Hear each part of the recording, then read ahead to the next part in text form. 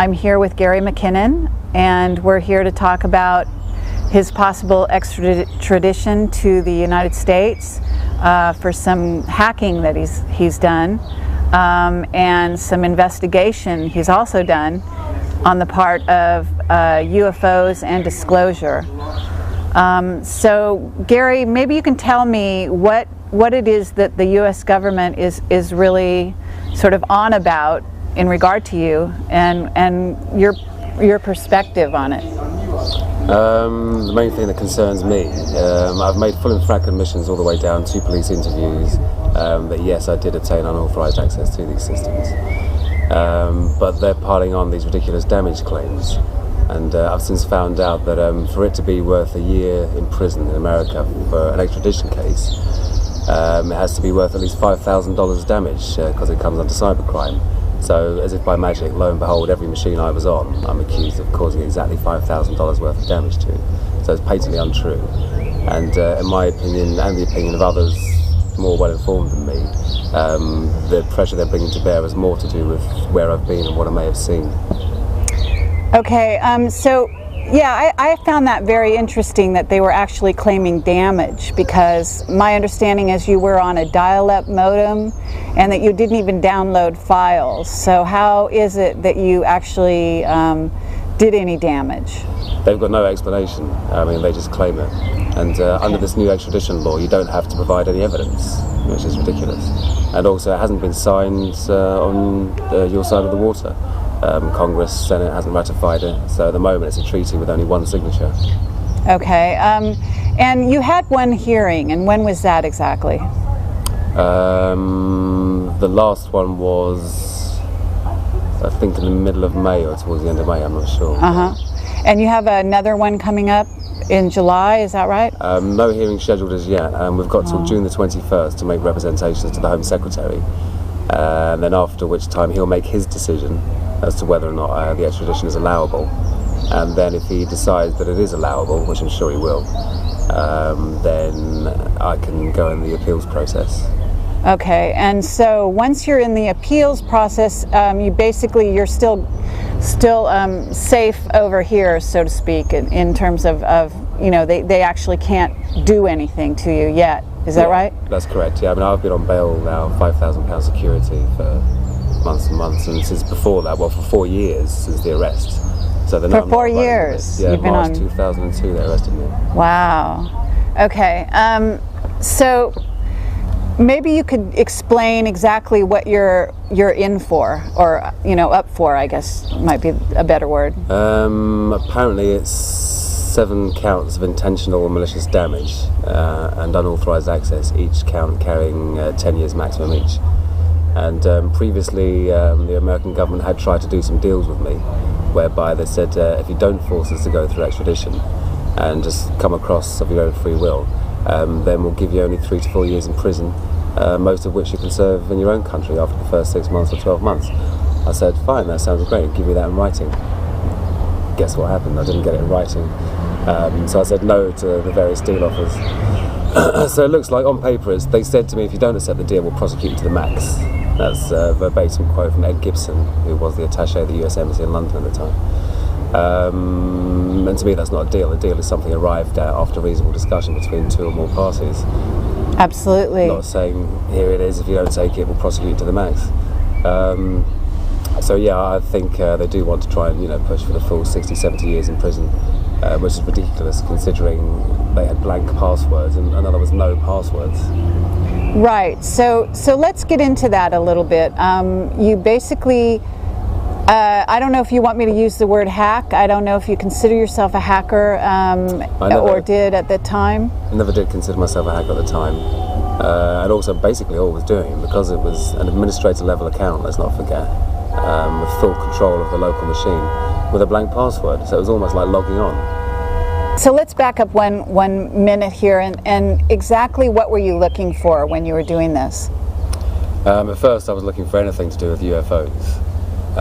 As I got more into the subject and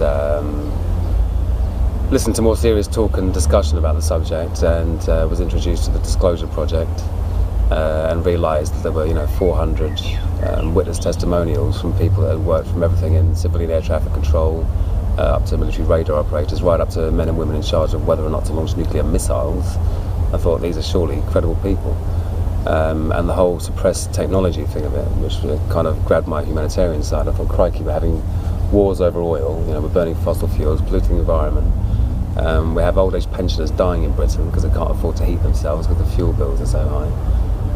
So I thought, why on earth is this technology being sat on? I can see perhaps some of the arguments that may be forwarded, what if terrorists had free energy, or terrorists had anti-gravity, or what if terrorists had guns? Everything's dual use. Sure. Yeah, if you protect it, make it tamper-proof, anything, but just get it out to the public, because surely everyone should have it. Okay, so, but as far as the hacker community, you said, I believe, in some of the things I read, that you came across a lot of other sort of interested parties that were investigating the same places you were, and were aware that they were blank passwords and were able to get into via the administrative sites. Is that right? Yeah, I mean, I would have been surprised if there wasn't anyone else, because it wasn't even really a hack to get into. It was just large-scale phishing for blank passwords. And some of these places, were pretty special places. They weren't places that you would think wouldn't have firewalls or blank passwords. And this was what year that you were involved in this? 2000, 2001. Mm-hmm. So it's not that long ago, so computer systems should have been, especially for government and military and NASA, you would think they would be covered. Absolutely. For things like that. In fact, I think they're supposed to be federal guidelines, Mm-hmm. So in a way you did them a favor. Isn't that true? Yeah, you could look at it like that, because I'm sure, the other connections that were there, Turkey, Holland, Germany, all across the world. You see the IP address list of who's connected to the machine, then you can look it up and find out which countries they're in, and even which businesses own the IPs. And I don't know whether that was foreign governments. It could have been Al Qaeda, or it could have been someone else just like me, just snooping around. Who knows? That's a very interesting point. So you've got these administrators basically that got found out because of what you did. Wouldn't you? I mean, is that what we can assume? No, it's good to clarify that it's the administrator account. A lot of the time on a corporate network or a large organisation like the Army or the NASA isn't actually used. There isn't an administrator, but it's a built-in account, so you can't delete it. You can rename it. But that's for, say, if someone wanted to do something system-wide across the whole network, they would use that account to log in remotely, because that gives you full control over the machine. But it doesn't actually refer to a particular person. Oh, so no particular worker involved in that maintains the site or anything? That's correct, yeah. Although obviously they must have IT staff that look after things. Right, and didn't you encounter one such person, or was he an IT guy that on the other end? Yeah, he was a network engineer. Because I had graphical remote control of the machines, it was literally like sitting on the chair opposite the screen, opposite the monitor. I think I must have got the time zone wrong when he was working late hours or whatever, but he obviously saw the mouse moving across the screen. And next thing I know, WordPad flashes up and someone types, "Who are you?" And I panicked, didn't want to get caught. Thought very quickly on my feet and turned around my own investigations into an explanation to answer him. And I said, "I'm from Nippernet Security, which is the non-classified internet protocol and router network. And I've discovered some unauthorized scanning coming from this machine, and I'm here to investigate it." And he immediately, it was a good ploy of mine, human nature, tried to impress me with his knowledge and showed me this, did a virus scan, and pretty much showed me that the machine was clean. Wow. And then moved along. And he was never the wiser, or because I know that this was linked Maybe somehow to, well, right, but I mean, my understanding was it was linked somehow to you actually getting caught, what, a month later, or I don't know how much longer? I can't actually remember when that incident took place. I was doing this every night, all night, practically for 2 years. Not really looking after myself very much. So dates and things are a bit mangled. So this was a real passion of yours, in other words? Oh yeah. And would you say, was the passion for information related to UFO and hidden technology? Was that kind of your passion, or what would you say is your passion in that regard? I passionately believe that we should all have this technology. and not so much, obviously, you know, if you could confirm the existence of extraterrestrials and their contact with us, then that would be good. But to me, it was more important to have this free energy system. Okay. So what did you find out? About free energy and anti-gravity, unfortunately, nothing at all. But the UFO thing, as far as I'm concerned, it may sound circumstantial to some, but as far as I'm concerned, it's proven. As part of the disclosure project, there was Donna Hare, a NASA photographic scientist, who had up to secret clearance, was in Building 8 of Johnson Space Center, she says in her testimony, and that one of her colleagues was doing some photographic work, invited her over to look at it, and she saw high-res satellite imagery, maybe 0.5K above the treetops. I think it was like a white disc, and she at first thought, oh, it's a blob in the emulsion, you know, some kind of fault with the photographic process. And he said, well, look, you know, blobs in the emulsion don't have perfectly formed shadows going in the same direction as the trees, etc., etc. All the detail was there. And she basically was saying that they had this whole place in Building 8 for airbrushing out UFOs on a regular basis, because they then, you know, sell on their imagery to universities and the like. And having been all over other NASA installations already, I assumed the blank password scanning method would work the same in Johnson Space Center, and it did. Once I was in there, I used various network commands to strip out the machines that were in Building 8, and got onto those. And the very first one I was on literally had what she said. I can't remember if it was filtered and raw, processed and unprocessed, but there was definitely folders whereby there was a transformation in the data taking place between one and the other. These folders were full of images in a proprietary NASA format, or in a format I'd never seen before, no JPEGs or GIFs. They're also 200 to 300 megabytes in size, and being on a 56K dial-up modem, there's no way I was going to download it. It's like 5 minutes per megabyte. So what I did, the remote control program that gives you graphical control of the machine, turned the resolution right down, turned it down to I think 4-bit color, and then on the desktop of the NAS machine, navigated to the folder, double-clicked on the first image. The application launches, the image comes up on the screen, but it's still very, very slow. And what I saw, I was hoping to see exactly what she was describing, you know, sources and very definite imagery. And what instead I saw was, I assume it was the Earth. This was in sort of shades of grey, but you had the Earth's hemisphere, filling about 2/3 of the screen, and then halfway between the top of the hemisphere and the bottom of the picture, there was a classic sort of cigar-shaped object, but with, you know, the sort of golf ball domes, geodetic domes, above, below, and this side, and I assume the other side as well, so the left and right as well, and with very slightly flattened cigar ends. No seams, no rivets, no sort of telemetry or antennae or anything like that, and it just had a feeling of not being man-made. There was none of the sort of signs of manufacture. So in essence, it was a craft, is what you're saying? Yeah, yeah. And when I first saw the top half of it, I thought, oh, bollocks, you know, a boring satellite picture or something. But as more of the thing was revealed, it was obvious it wasn't like any satellite I'd ever seen. Wow. And I've been space mad since I was about 14, so I've seen lots of pictures of satellites. Okay, so you knew what you were looking at to some degree. So basically, did you feel, I guess during those 2 years that you were doing this investigation, threatened by what you were doing? Were you, in other words, I mean, technically you got caught out by one guy, right? Was that the only time? No, I mean, that guy, that network engineer sort of saw me but didn't realise that I shouldn't have been there. The chap that actually caught me was in NASA when this photograph was about 3/4 of the way down on the screen, and you see the mouse move, he right clicks the local area network connection icon, chooses disconnect, bash, that's me. And that's why it was such a strange moment. It was triumphant in a way. I thought I've completely corroborated what Donna Hare has said, you know, on my own. But then got caught at the very same moment.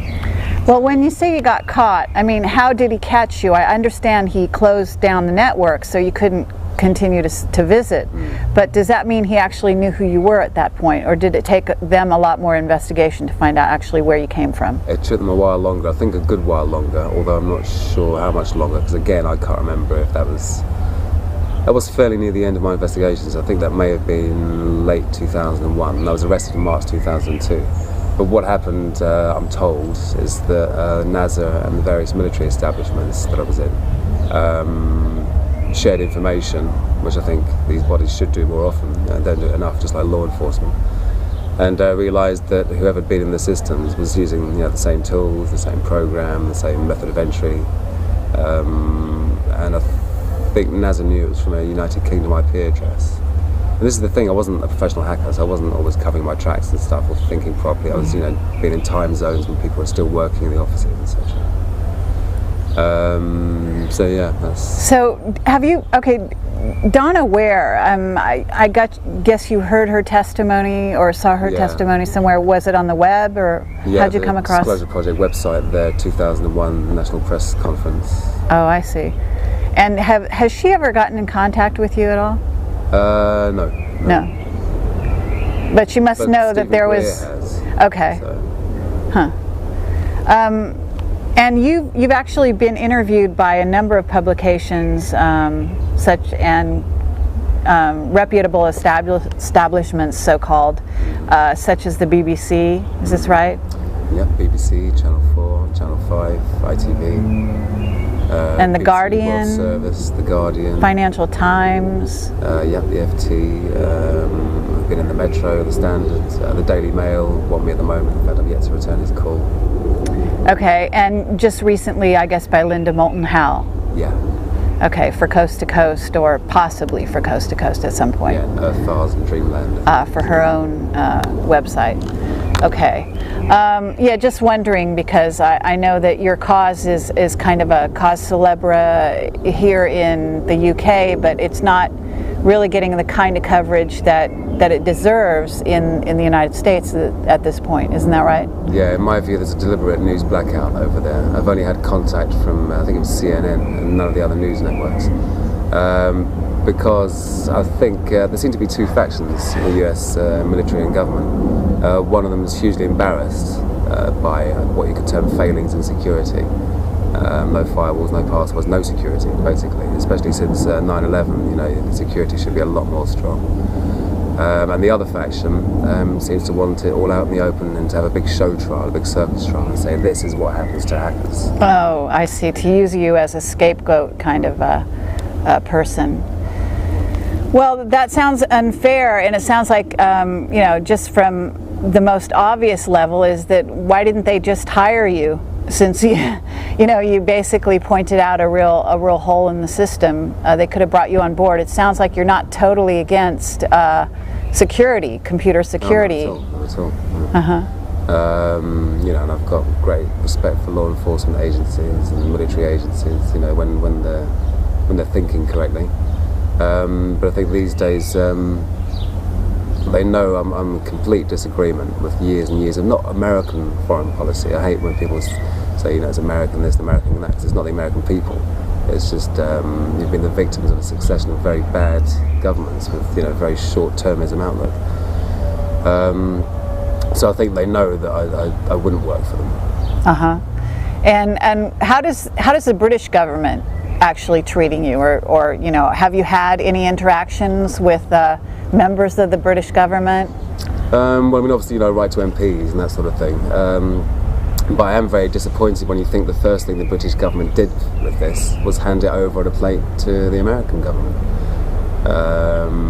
All the evidence was in London, my hard drive was in London, I was in London. I'd made a full and frank admission to all the unauthorised access, all the details were there. And at first the police here were quite friendly. They said, oh, you may get 6 months community service, just helping the community at large, etc.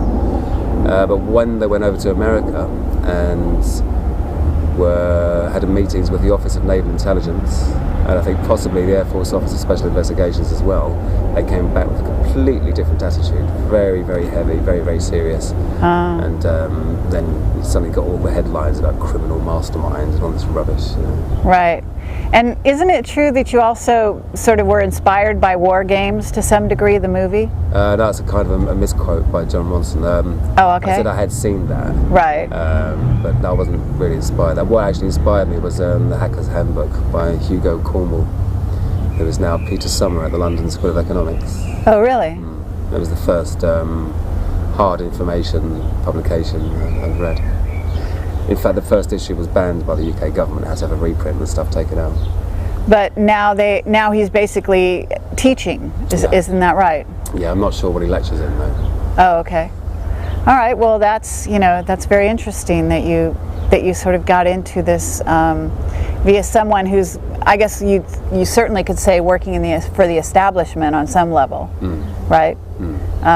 But he wrote a book about hacking. I mean, hacking is a way of finding out information. It's kind of slang for somebody who's an investigator, but maybe not liked or not appreciated by the powers that be, right? Okay, yeah, like a journalist hacking away at the typewriter. So, can you tell me what else you found? Because I know that you have some information in regard to non-terrestrial officers. Is that right? Yeah, there was an Excel spreadsheet, and the title was non-terrestrial officers. Then it had names, ranks. It wasn't a long list. Didn't even fill a whole screen, I think. Well, could you just generally say how many? I mean, if you were to guess, are we talking 20, 50? 20. Maybe 30. Did you notice if they were male or female by chance? That I can't remember. Okay. First names and last names? Definitely ranks, but nothing to say, Army captain or Navy captain or... so the designation wasn't there as far as which organization they worked for. Huh. So I mean, that was entitled non-terrestrial officers, and obviously it's not little green men, so I was thinking, what force is this? And that phrase is nowhere to be found on the web or in the official Army documentation or anything. And the other thing was a list of ship-to-ship and fleet-to-fleet transfers. Bear in mind, fleet-to-fleet, so multiple ships, of materials. And these ships weren't, US Navy ships. Again, I don't remember any of the names, but I remember at the time looking and trying to match up the names, and there wasn't anything that matched. So, now this theoretically would have been pretty top secret information if indeed non-terrestrial is what it sounds to be, which is off-world, right? Yeah, I mean, I gleaned from that information, I surmised that an off-planet sort of space marines is being formed. And if you actually look at DARPA, Defence Advanced Research and Projects Agency literature at the moment in the last few years, and a lot of the government space command stuff, it's all about space dominance. And it really is, the final frontier. So I think, it's natural for them to want to control space and be developing a space going force in secret. But I think most likely using technology reverse engineered from ET. To get out there, in other words. Yeah, and also to be cloaked. I mean, otherwise, how many other governments would see this going on? So, and this was, what part, I mean, was this NASA? Where was this? Are you at liberty to say? Again, I wish I was. I find it so hard to remember all of it. It's strange, I can remember IP addresses, but lots of the names and where I was when I found particular things. I remember thinking at the time, this must be NASA and the Navy, and all, secret parts thereof. So it was either the Navy or NASA I was in, most likely. But I think it was most likely the Navy, but I'm not entirely sure. Okay. So at this point, this kind of a discovery is really stupendous, right? I mean, for any researcher to come across something like that is pretty intense. If what I surmised to be correct was correct, and it does kind of point that way, I think. Okay, are you familiar with the Serpo story? We've mentioned it. I mentioned it to you, but I don't know if you've actually, because you're not on the web, right? You haven't been on the web for a number of years. That's correct, yeah. That's part of your, what do you call, probation? Bail conditions, yeah. So perhaps you didn't know about it, but it's an alien-human exchange program that supposedly took place between, I think it's 1968, 1978, and there's been a release of information on the web, and I've given you an article here from the Fortean Times to kind of fill you in with it. But just offhand in hearing about this, there were 12 astronauts that actually went to another planet. The planet was called Serpo in the Zeta Reticuli system, supposedly. Now, a lot of people say this is all disinfo, but the interesting thing is that when you say non-terrestrial officers, there's actually a chance that it could be the Serpo astronauts that this is referring to. Does that link up for you at all? Well, I mean, yeah, it certainly could do. I think all things are possible in these kind of cases. I mean, yeah, just the fact that it's not based on Earth doesn't necessarily mean it's orbiting Earth, does it? It could just be based on another planet, another solar system. Right, because it's just non-terrestrial, meaning not on the Earth. Yeah. So yeah, we're talking about people that are based somewhere else in the solar system, theoretically, whether they're circulating, circling the planet in a spaceship, or they're actually on another planet. Anyway, it's just an interesting link up that's kind of unexpected, I would say. Yeah.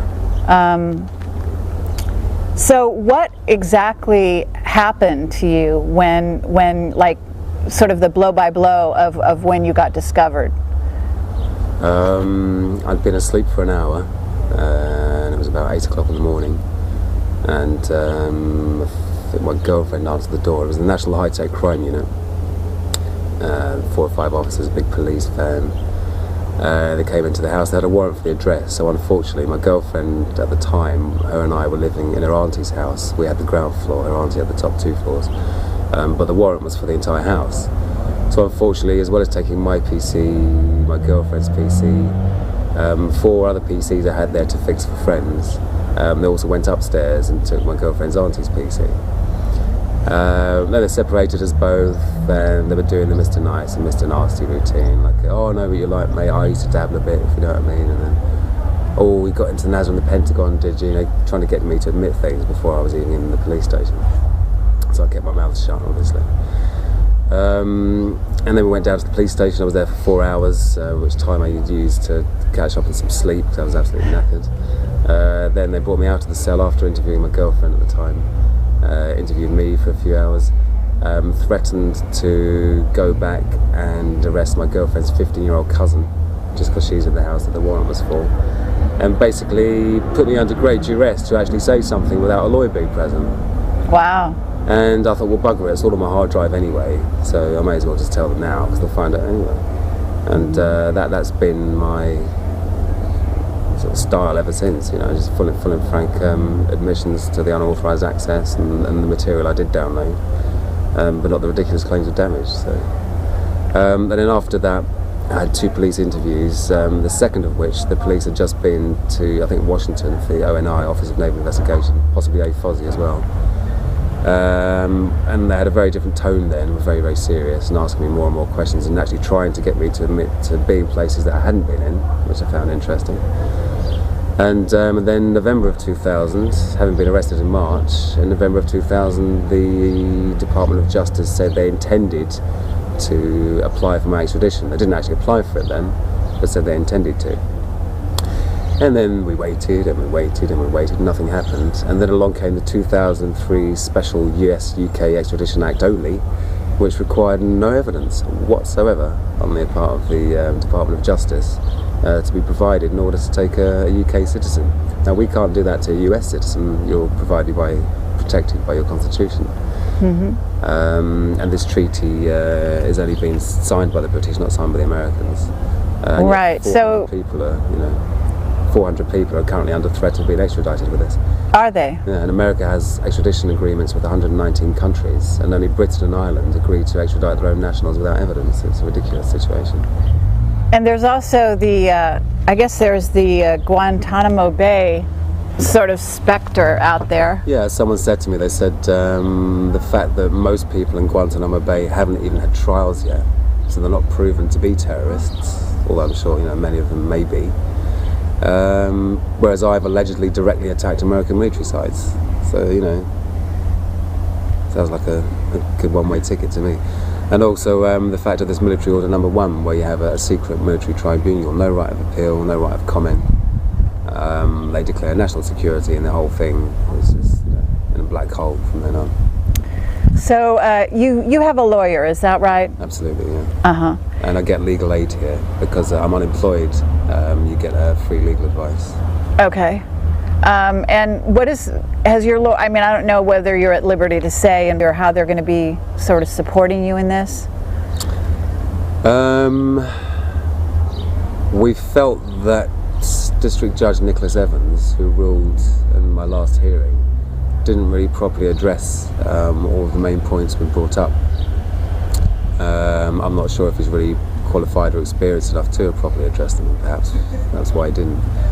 So we feel that we've got a better chance on the appeal of getting things changed. Also, we're actually trying to get the law changed, because it's not just about me, it's about many other people, and the fact that you can be extradited without evidence. So we're trying to get judicial reviews in motion and put some pressure on, and we've got petitions going, etc., etc. Okay, and you have a website, isn't that right? That's right, yeah, freegary.org.uk. Okay, very good.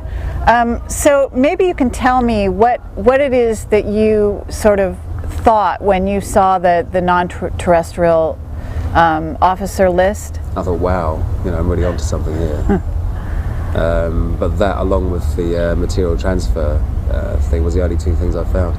And bear in mind, this is, 99% of the time you find nothing, absolutely nothing. I was trawling these systems for years, and obviously there were times I did know where I was, but it was, very, I knew I was in the Pentagon, obviously. Sure. But a lot of the time, when you're first getting your entry into the fringes of the systems to try and obtain deeper entry and then, leverage control, you were kind of shooting blind at first. And there's a chap over here, Peter Warren, an investigative journalist, who tells me that he went over to America to interview the top brass and said, to say to them, why are you pursuing this guy so vehemently? Why is this the first extradition in a hacking case ever? And someone apparently said to him, it's not because of what he's done and what he's saying, it's where he's been and what he may have seen that he's not saying. Okay, well, let's pursue that for a second. Is there some stuff that you haven't revealed to the press, for example, that you might have come across that, is sort of your ace in the hole that you're holding, some cards you're holding? If there was, I wouldn't tell you. Oh, really? Okay. Okay. Fair enough. And there's a sense that if you have information that it would be stowed somewhere safe. Because, look, people disappear every day, isn't that right? So, hopefully you protected yourself on some level. I'm not going to disappear. Yeah, okay. So, in a sense, are you actually considering yourself a bit of a warrior? You're fighting a battle? No. I'm certainly in conflict. But well, what I mean is like, in a sense, you're fighting a battle for disclosure when all's said and done in the acts that you've taken part in. Isn't that right? I guess I am, but I get very impatient with this sort of cloak of grandness that a lot of people in this field tend to cloak themselves in. And to me, it's a job that has to be done. It has to be done, pragmatically. So I don't really see myself as anything. I just want to get on. I want to beat this rap and then carry on following the UFO disclosure thing, but obviously through legitimate channels this time. Okay. So, just out of curiosity, have you thought of writing a book? I hadn't thought of it, and then John Wiley and Sons approached me, and they got me to write the blurb, the new book proposal document, and write some stuff on the back, Sure. Gary McKinnon tells us this, that, and the other. And they said, oh, great, it sounds really good. Wow. And then they had a meeting with their legal department from stateside. It's an American-based company ultimately. And that was it. Oh, they pulled the. Oh, wow. Gone, yeah. Well, I've got some people in Hollywood that might be interested. How do you feel about that? Okay, great. Stay in this country and film it. Okay, very good. Okay. So, as far as your background, you're not really a skilled, educated IT guy. Is that correct? I mean, do I have that right? I am skilled, but I've got no formal qualifications. But when you started this sort of search, Had you worked in the field? Oh yeah. I mean, I had my first computer at 14. Learned to program in BASIC, then I learned to program in assembler, and then didn't do any computing work for a long time, but it was a hobby. Graphics programming, OpenGL, artificial intelligence, games programming, and then went to study computing, but found I had a lack of ability at high-level maths, so I couldn't even start the computer science degree. So they bumped me down to a higher national diploma, and I still had trouble with higher-level maths, so I had to leave that altogether, and just went to work in it. Got my first job with no experience whatsoever, apart from my own hobbyist experience, just installing and configuring Windows. And from then on, you get another contract, you get more experience, you do more stuff. And at that time, employers respected experience more than pieces of paper. And I found later on they started to respect the pieces of paper more, but I could sit next to 10 guys with MCSEs and whatever and be better than all of them put together just because of 20 odd years experience behind me. So. Great. So you've done some game and artificial intelligence work as well? Yeah, not for work, for pleasure. Genetic algorithms, fuzzy logic, that kind of stuff. Fabulous. And I understand you're also into graphics. Yeah. You have a background in that as well. I'm using OpenGL as a way to learn the C++ programming language because you get lots of visual feedback. It's a very rewarding way to learn something that's quite dry, really. Huh. Okay, cool. So you're very self-taught in a lot of ways. Now, I'm just curious, have you had maybe the hacker community come out for you in any way? Because I was never part of the scene, so to speak. I did contact a couple of chaps whom I saw in a news group posting what seemed like very well-informed and knowledgeable comments upon my case. And one of those chaps is now the guy that runs the Free Gary website. He's very knowledgeable, very worthwhile, very, very caring. One of these people that just seems to be sacrificing his entire self for the good of everyone else. And I've read some stuff that lots of hackers are angry. I've read that hackers have said, oh, if Gary goes to jail in America, we'll hack the bejesus out of the American government. Please don't do that, chaps. Do you have other people that are sort of in there batting for you, like family, friends? I mean, my mum's a tower of strength, But I'm lucky enough to have 4 parents. I speak to my stepdad and my real dad a lot, and my stepmum, not quite so often because she still lives in Scotland. But yeah, friends incredibly supportive. I mean, having told me to stop doing what I was doing, they didn't really know exactly what I was doing, but they knew I was in places I shouldn't have been. And they're all saying, oh, it's very silly, you shouldn't do that, and trying to discourage me from doing it. And then they were very angry when it first came out that I'd been caught. But yeah, they're incredibly supportive. Okay. And I think the best thing is when we just make jokes about it, because it's quite dark sometimes, thinking, God, I could be facing 60 years in jail. So it's right. good to keep a sense of humour.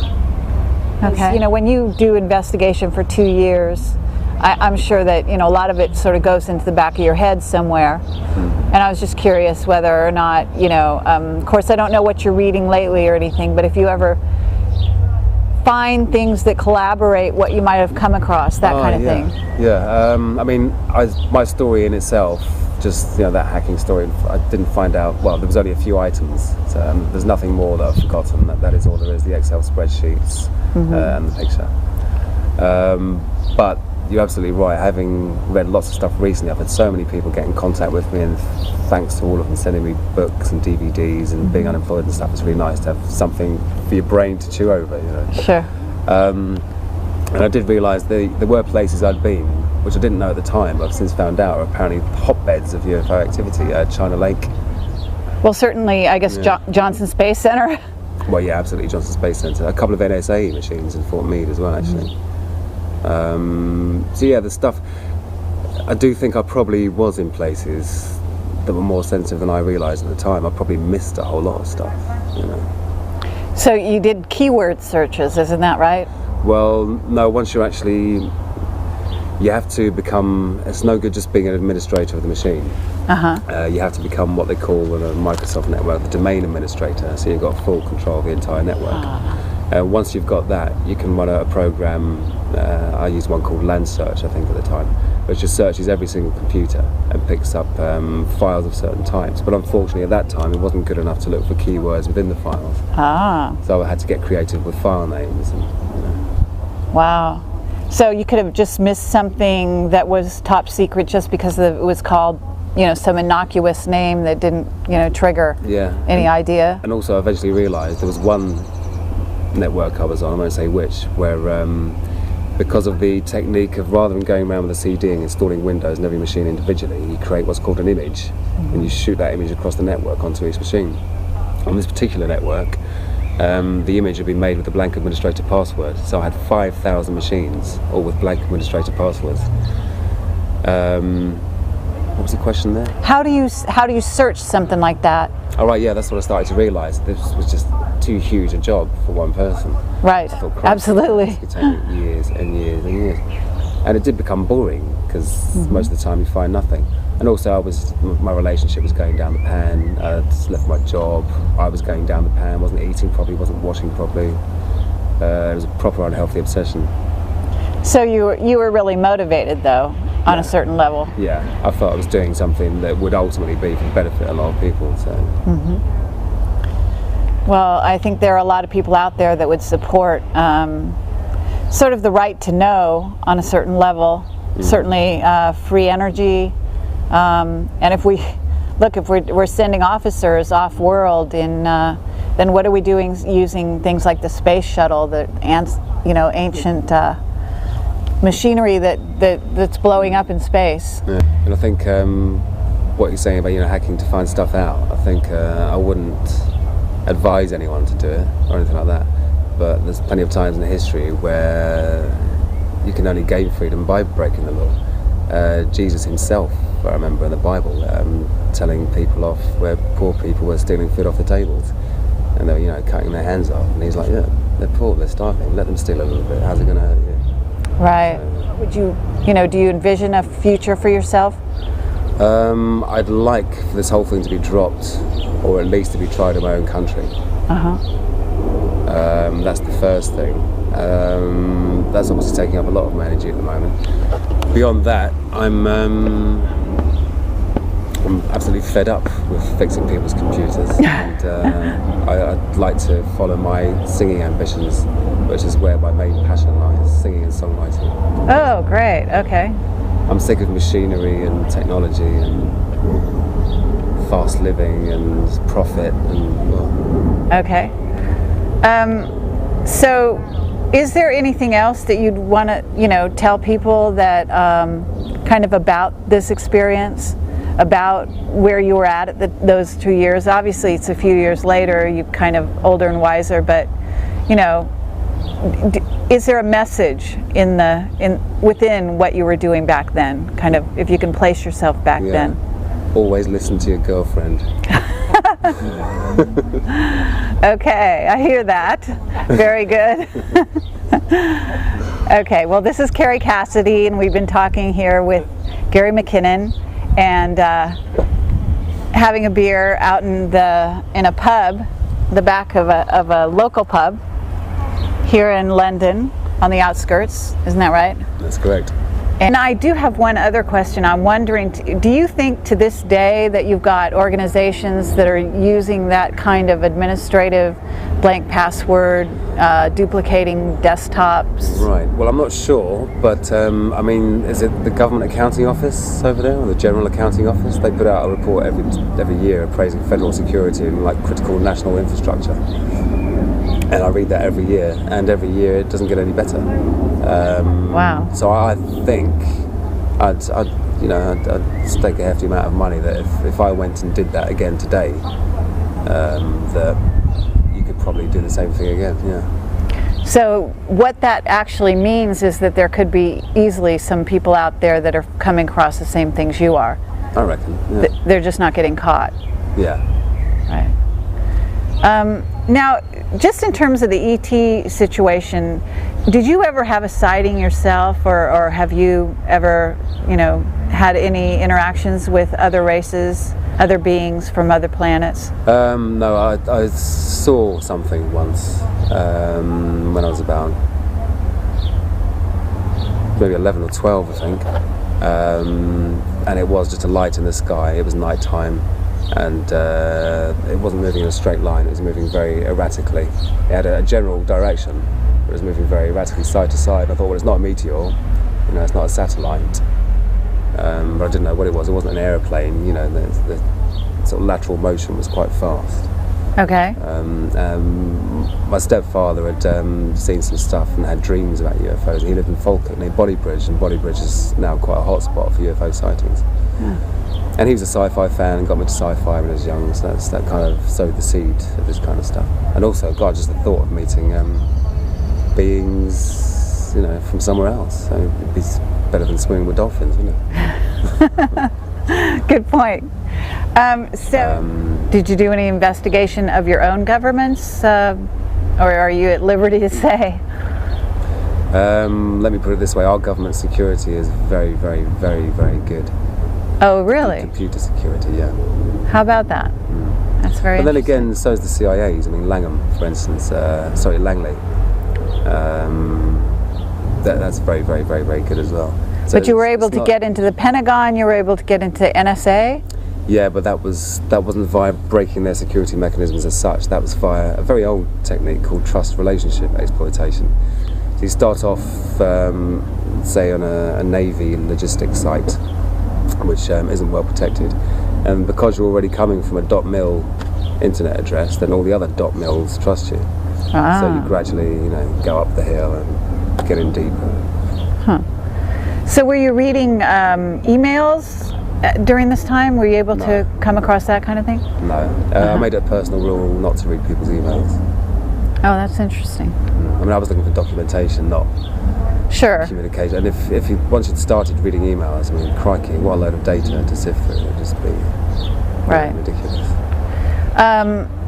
What about the Majestic? Are you familiar with the Majestic site, website with Majestic documents, top secret documents, that some of which have been sort of exposed? Yeah, I've heard about that. See, at the time, I wasn't really in the sort of UFO scene as well as not really being in the hacker scene. So there's lots of stuff I wasn't aware of, and if I had been, I probably would have done a better job and got more out of it. But as far as I know, the Majestic things aren't proven to be real or false yet, are they? And I don't like to accept anything that I don't know is you know, absolute fact, which is why I went to find out for myself. Right. Rather than, you know. Okay. All right. Well, thank you very much, Gary. This has been great. And we're going to try to call Jerry Pippin now, who's helped set this up for us. And we hope to hear a lot more from you. Love to know what you're carrying in your back pocket, so to speak. I hope the day will come when disclosure allows you to actually reveal as much as you may have come across. Well, I didn't say I was carrying anything on my back. Absolutely, absolutely. I understand, but you got to understand that, you know, there's always the question, and it's a fascinating subject. All right, well, thank you very much.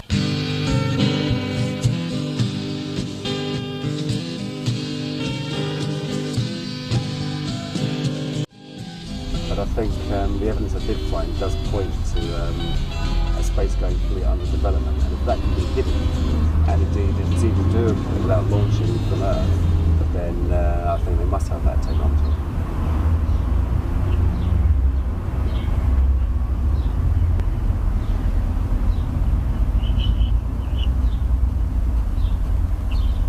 I do have to appear, but I don't have the right to say anything.